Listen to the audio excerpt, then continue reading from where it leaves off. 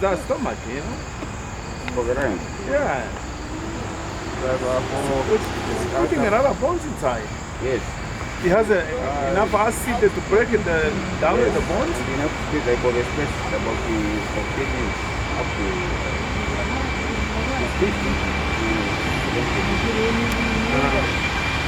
Just the big space. It's the heat up from 6 kgs.